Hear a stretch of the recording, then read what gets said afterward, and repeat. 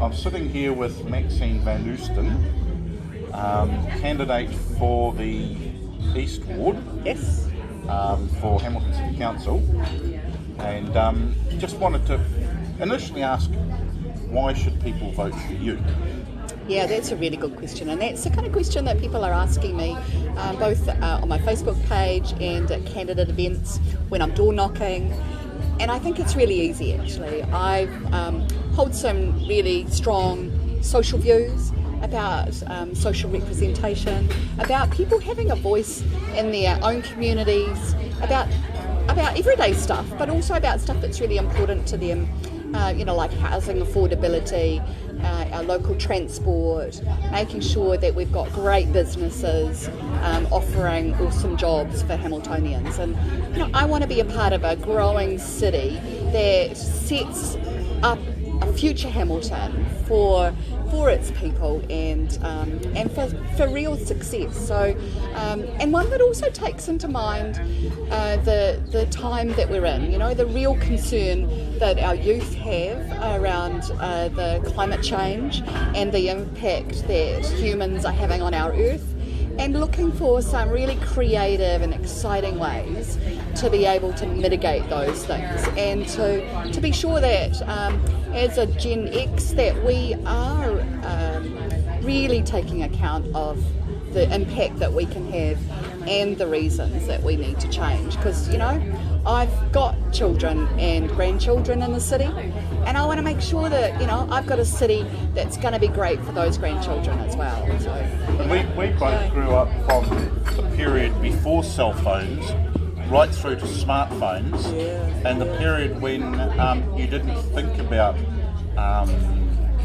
plastics and your use of plastics and things like this. Hell no, it's like right consumerism, flat out.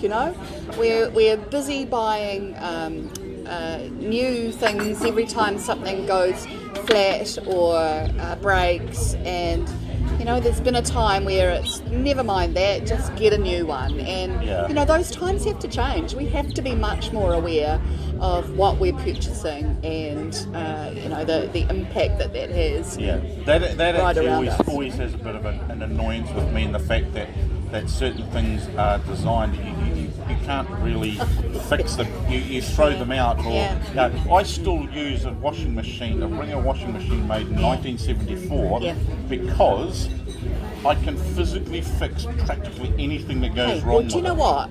Not only you, but I've got a sign in Te Aroha Street. Te Aroha Street, all the way up, almost to Hilda Ross. On the corner of that street, and a little street. Oh, I spotted you there the other day. We took a photo with you on your bike. I know where you took me. So that fella there, he is an immigrant to New Zealand and a really entrepreneurial man, and he fixes whiteware. Washing machines, dryers, dishwashers, fridges, the whole deal. And what a great guy, because do you know what? It's just, that is the first thing that goes out the house, and you go off and you buy your $2,000 other model, and really there's a lot of life left in those machines, and it just needs a few bits and pieces and parts. And I mean, that's the kind of entrepreneurial stuff that we want to be able to see in Hamilton. Those kinds of things happening. I think business. A lot of the responsibility of things being able to be fixable or that sort of thing needs to go back on the manufacturers, because I think manufacturers have this mindset of, we'll make it, we'll put it up for sale, and then what happens after that? If it only lasts 5 years, who cares? Well, consumers are we're so powerful these days. We can send those kinds of signals that, we do want stuff to last. We do want to be able to, pass it on next, and still have it working. My mother-in-law has got a fridge that she's had since, I don't even know, 25 years at the very least, I'm sure. Kia ora, Oma. I've got three. I just recently bought a new cell phone, right? For a number of reasons, but I've now got three of them. The previous one is being repurposed for controlling my photography gear. Good idea. As a controller. Yep. And at the moment it's plugged into a USB, Bluetooth speaker at home. Yep. And it's plugged into the USB to keep it powered, so that at any point I can actually turn it on from my current cell phone. If I'm at home and I want some music, you just turn it on and bang, I've got music. My previous one before that which I've worked out I've managed to keep 3 years between cell phones, which is not too bad. Yeah, it's pretty good. My previous one, I was going to basically sell or give away or whatever, and I found someone who at this stage says they definitely want it because older person wants a smartphone, needs it as a basic phone, they don't need anything fancy, so we're going to reset look, we've got technology coming at us at 100 miles an hour, and that's really exciting. Great opportunities for Hamilton City and citizens to be able to pick up on and use. We've got automation, which is going to make our lives easier. It's going to make the tedious jobs more exciting and varied. Something Lime scooters are new to Hamilton. Oh, lime scooters, crikey. But potentially, I think if Hamilton doesn't be idiots, they could become commonplace here.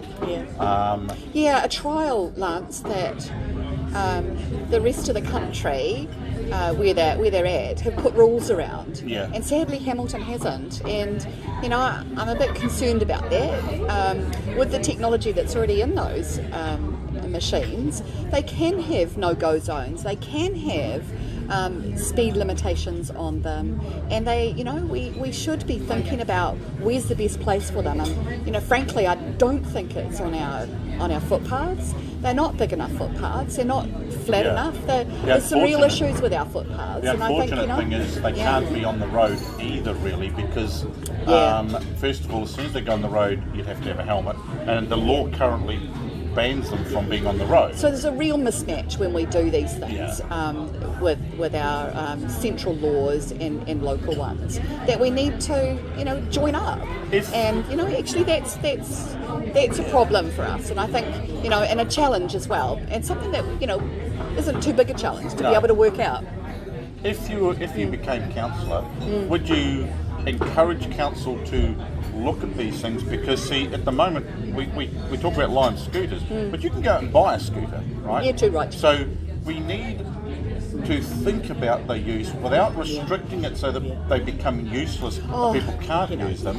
We still want to have some guidelines in place as to how they're used, because even if lime scooters don't survive the trial, the people are going to be buying them. And I saw it is something you want people to use as an alternative form of transport. I saw two people tonight, last night when I was coming home, riding on their. They weren't lime scooters; they're their own personal scooters. And you're right. Citizens have them; they've got the right to use them. But and we don't want to be in a situation where there's pages and pages of rules. We want a pretty free city. So what about some dedicated space for them? What about council giving some thought to not roadways, but cycle lanes and lanes for those scooters, properly engineered to take that kind of a vehicle? And that is in the first instance there'll be few of them, but a network that we can build on over time. I think that's the answer, and then you can have safe use of footpaths. We have to think about what our paths are for, and mostly it's pedestrians. Actually, there's all kinds of pedestrians. We've got to think about our disabled community and their specific needs. We've got children in our streets as well, and the elderly, and a city is for everybody, not just somebody on a lime scooter. Thank you very much. And I love the idea of them. I think that's great, and I've seen them all over the place in our city, and haven't seen one in the river yet. But frankly, you can't wind that clock back once you open Pandora's box. We want to be a modern city and something exciting, and have lots of opportunity for people. And so, a fuddy-duddy city that says no, we don't want you here, are looking backwards, not forward. But we also want to make sure that pedestrians can feel safe when they're too right, we do. And that's why it's critical that we get spaces for each of these modes of transport to be in. I love the idea. I rode my bike here today, electric bike, and so sometimes I'm on the road, sometimes I'm on the footpath, because I want to be safe.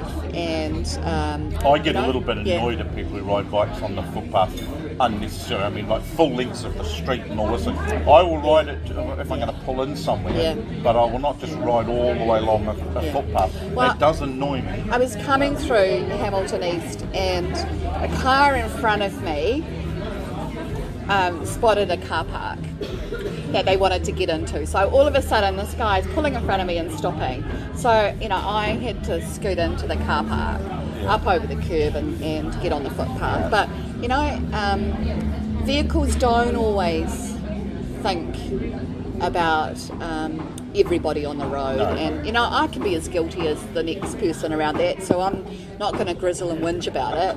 But, I think when you're on a bike, you have to be eyes on everywhere around you. I find Hamilton quite safe on the whole to ride around because I'm completely aware of my surroundings while I'm riding. Yeah. But I do think car drivers and truck drivers and things like this need to be a little bit more aware and considerate on the whole. Just the same as if you ride a bike on the footpath, you need to be more aware and considerate of a pedestrian. It's the thing that moves slower than you need to pay more attention to. Right. As a general I think also that sometimes in our city and in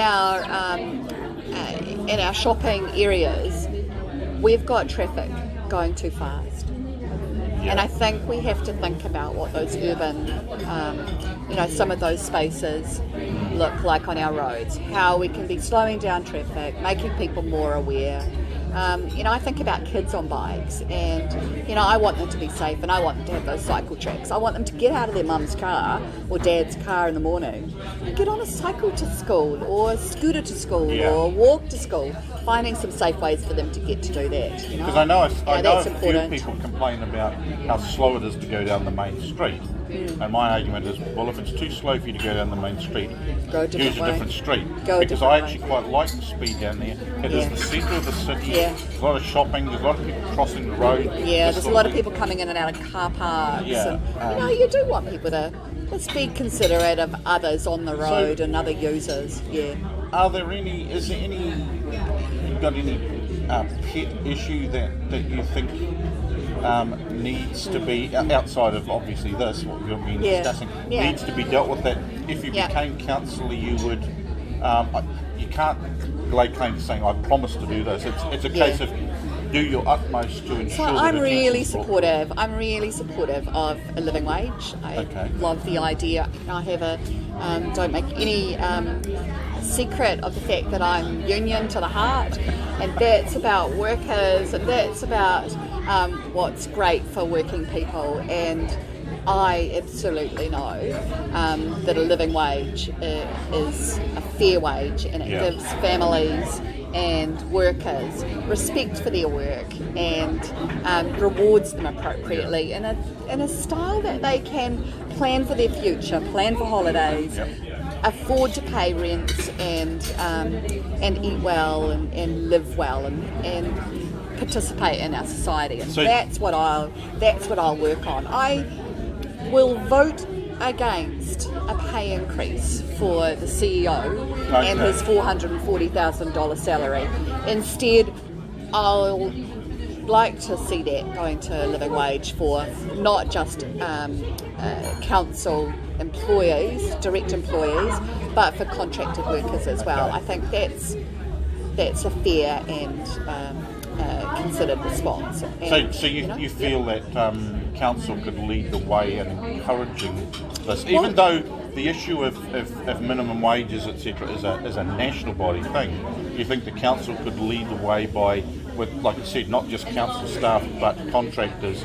That means contractors would, if we want to do a contract with council, that means we've got to have our wages set appropriately. Too right. And that could spill over into other businesses that don't even have contact with the council. Well, you mean like Kmart, who have just recently announced that they'll be paying their workers a living wage, and the Warehouse, who have also said that they'll pay their workers a living wage. Really big retailers who can afford to pay their staff well and still have a really viable business. And so, it's a challenge to everyone around there, frankly. And actually, there's no reason why council can't be, that responsible local body, just like Auckland and Wellington councils are. So, absolutely, leading by example. Too right. And I want to, be leading that in council. I think that's the right thing to do. Now, I know there's been a lot of talk about parks and about expenditure and things like this. Now, would it be correct to say that you support more parks in Hamilton to get families out together? Yep. I think the way we're living is changing, and I think it has to. I think we can't just keep spreading out and out into our productive farmland around us. I think we have to use some really smart urban planning design to be able to plan out a great city. We are growing, and we have to think about higher density, what that means for Hamilton, how we might be zoning that, and looking for really great examples, both in the country and overseas. There's, some awesome urban planning that not only has your housing in your area, but there's where your jobs are. This is where your transport hubs are. This is where there's recreation and arts and, a great place to be within walking distance, within lime scooter distance,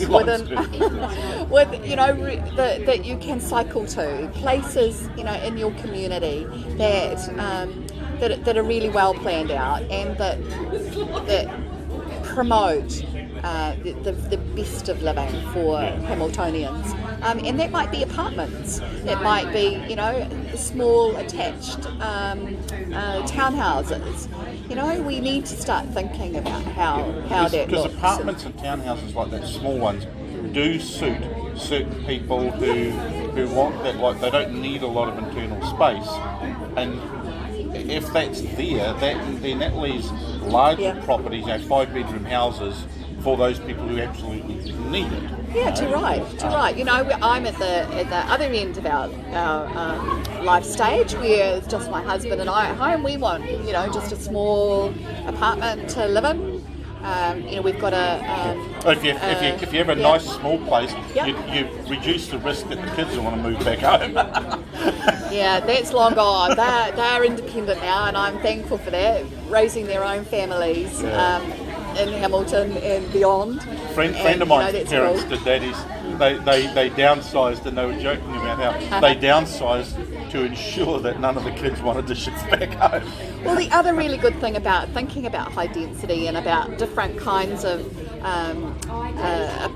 living for different stages of your life is that it becomes affordable as well. If we're building a 5-story apartment block, then we're using less space. There's less ground rent for people, and that's a much more affordable proposition for people. For the disabled, for the elderly, for young urban professionals, and it's just a really great way to be able to live. For older people, and also to some degree for younger people, and particularly for older people, the convenience of being close to what you need to get access to, without having to jump in a car all the time. Too right. And then deal with parking and all that thing is Catch good. a bus, get the bus. And the same as if it's your first place to live, even a very small family or a couple, being able to have all those things close at hand when you're spending most of your time doing long hours working, saving up for a bigger place. Yeah. The other really cool thing about that, Lance, is that we can have lots of different communities all living really closely to each other, and so then you're not isolating the disabled, putting them in one particular place. You're making sure that our young professionals have access to and can see, the elderly in their neighbourhood, and that makes for really exciting, diverse neighbourhoods, and I think that can be just a benefit for everyone, tolerance for everyone, and wow, and way better for the elderly having that access to different people keeps them vibrant, keeps them in their own homes. You know, I think it's really good evidence, to it's good show for that. the future of young kids to be around a variety of people, so they don't get a lopsided view of the world. They get to develop tolerance, understanding, this sort of thing. Yeah. So And the same thing, you know, for the disabled as well. Yeah. You know, kids in their neighbourhood understanding that there's a variety of different people in your world. Also, you need these kinds of and the real need for smart planning is that you want them around your schools. You want them to be able to get to a park easily, because if you're living in a smaller place, you're going to need some really beautiful green spaces to get to, some nice sports fields around you, you know, and a good pathway to get there. You know, so you need bike lanes. You might need a car. You might need buses, but having a variety, having choices, is nothing better than that, right? Yeah, you just look at Hamilton East. Yeah. You've got the shopping area, and then you've got houses around the park. Yeah, love it. And I quite like how that works. Yeah. Now, I've asked this of a couple of other candidates. Yeah. We'll just pick a random time period. Say 30 years from now, what do you think Hamilton is going to look like? Because I'm using the theory that if you look at what you want in 30 years' time and then work back to what you need to do now to head in that direction, what do you think? What things stand out to you as what Hamilton will look like or be doing in 30 years from now? Well, do you know what? I'd like people to get out of cars first and foremost, you know? I think having those really smart town planning where we're living closer together in a higher density with successful businesses around us, close to our jobs, being connected to other people in our lives, sharing all sorts of transport options together, and you know that makes for a great society that's really happy. Technology is going to go through the roof. We might as well use it. If it's going to keep progressing, we might as well make sure it does things we need it to do. Yeah. I'm not quite sure what that's going to look like. People have talked about flying cars and things, but actually, let's not go to cars. Let's get right out of those and get back on our feet. You know, we want healthy, happy environments, and that's about including also the arts as well. You know, making sure we've got a thriving arts scene, and you know that's our theatre and our outdoor sculpture, our beautiful we've been city very lucky in treescape. Hamilton. Yeah, we've been very lucky in Hamilton to have a number of people who have been almost like art watchdogs to ensure that Hamilton doesn't go backwards when it comes to art and culture and things like that. Personally, I would like to see a higher emphasis, especially in the central part of Hamilton, on alternate transports like, say electric buses, electric bikes, electric scooters, things like this, more pedestrian friendly. Do you think if Hamilton councillors like this term, next term and so on keep that in mind and work towards that, do you think it's actually quite feasible that we could move in that direction if we start working on it now? Yeah, I think so, Lance. I think, you know, we can't be limited by yesterday's ideas. We have to be really thinking about what our future looks like and how to progress to it. And, you know, let's not put anything in a box. Let's think right across it and rely on successes that have happened in other parts of the world. You know, I've travelled around and seen great cities around the world. I've seen how they, you know, that when I'm a traveller, I use public transport all the time. There's easy ways to be able to do that. There's great urban planning and modelling that's happening, and some cities around the world all over the place. Really got onto it. And we can do it. You know, we're not a cow town any longer. No. We are bigger than that. We're a university town. We have a really successful technical institute here. We've got other, our science and development around that. We've got Innovation Park, which is We've got an inland port coming just out of Hamilton. We've got Tainui and iwi locally, so that we've got great diversity and divergence of thinking, and we've got an exciting future that I got quite a surprise. I want to be something involved in. I got a surprise the other day when I realised 2 interesting facts that I hadn't really noticed. One was that the Waikato University is the same age as me. Wow. Which is a bit of a surprise. Yeah, cool. It was born the same year I was. But also that Hamilton has tripled in size since I moved here in 87. Wow, yeah. I was looking at the figures, that booklet that the council put out, right? And I was looking at that and it said, whatever year, I can't remember whatever year it was, and it gave the population, and I'm sitting there thinking, for real, it was that small? Yeah. I'm thinking, to me, back then, it was a big city. Yeah. Right? It now, to me, mentally, is the same size it was back then, because as the populations have grown, it's sort of, I suppose, grow used to the increase in population. So you don't notice it. Unlike going to Auckland, where you go, oh, this is a bit big for me. I'm not a big city person. I come from the country. But we can learn from Auckland, I think, and some of the mistakes Auckland has made. They've made a few. We've got the opportunity to be able to do that. We've got some real growth going to happen in Hamilton and the Waikato as well. You just have to look at that corridor, Auckland to Hamilton corridor. We've got a train coming this time next year. So we've got a road corridor and we've got a rail corridor. Yeah, so brilliant. Do you think Hamilton could grow like Auckland and still manage to avoid having that spaghetti junction of roads they have that they call a motorway? Because only if we do it right now and get the right decisions happening.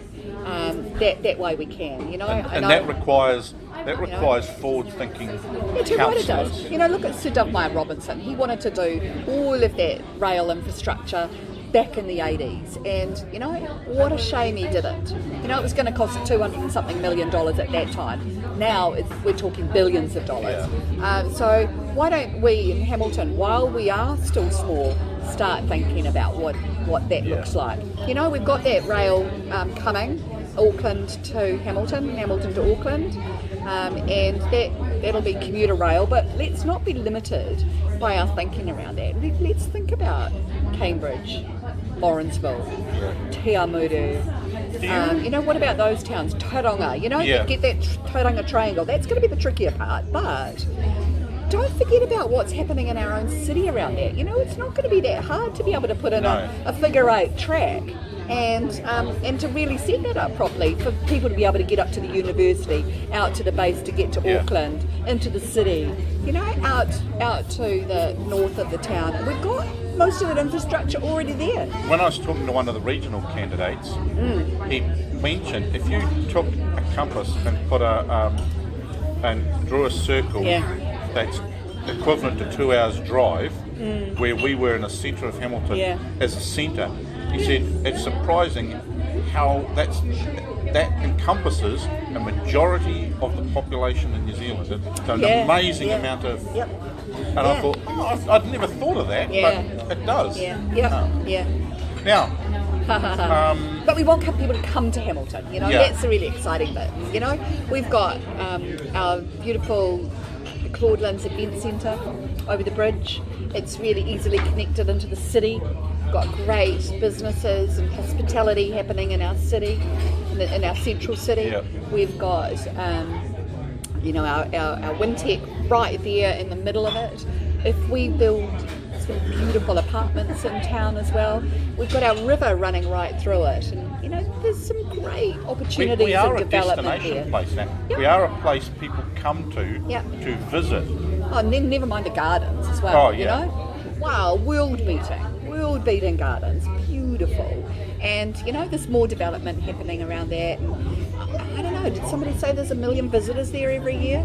It wouldn't surprise me. And that's good luck amazing. Getting a parking space in summer. I know. And most Saturdays that are But then why don't we have a little shuttle that runs around there? Why haven't we got some cycling that's happening there? There's a cool little underground cycle tunnel there, so that's kind of That's how I normally get to the gardens. Me Because too. now that I'm on this side, I go up Grey Street, I then cross the road, go under Cobden Drive, and pop I up know. in the garden. Yeah, it's cool. Eh? I live in Jellicoe Drive, so we back onto the park there by the river and can take the track all the way down to the gardens on my bike usually, with the dog running behind us, and then the dog can go in the back of my And I crate. heard in the 10-year plan that they're planning to connect the gardens up with the cycle track bits that are being built up around Newell's Road and that sort of thing. So eventually you'll be able to go from the gardens all the way up to that,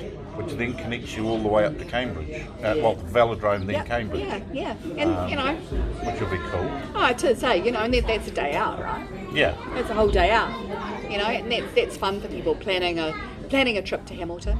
Making sure we've got enough businesses that can support that. Accommodation, how do we make sure that we've got good affordable accommodation for people coming in, visiting our town? I think when we've got the rugby on, there's not a bed in the house, in the city that you can. Oh yeah, it's like with the stay field in, days here. Good luck finding accommodation in Hamilton. Yeah, that's right. And so let's not turn people away from Airbnbs. Let's not do that. The same thing that Dunedin's done. Let's embrace that. If the city needs it, let's find ways to be able to see it happen. Yeah, cool. Oh, thanks very much for your time, and good luck in the race. Hey, thanks very much. There's a lot to do yet. Yeah. It's 3 weeks before the papers come into letterboxes, so keep an eye out for that. Make sure you get them. Have a good read through. And do your homework. Yeah. People need to remember that they need to vote, because we need at least a 40% turnout. Because the CEO has promised to shout me a coffee if we get a 40% turnout. So nothing else. Just so I get a free coffee from the CEO, we need a 40% turnout. But we also want a really connected and participating population. So if my father was sitting here and I said to him, what would be the perfect turnout at the election, he'd say 100%. Yeah, of course. He would accept 99 as a last resort, but cool. Yeah. Oh, thanks. Hey, and don't forget actually that ratepayers and renters get to vote in this election. So if you haven't got papers in your letterbox by the 25th of September, go into council, have a talk to them there about where you live, and look to get a special voting pack. Kia ora. Thanks.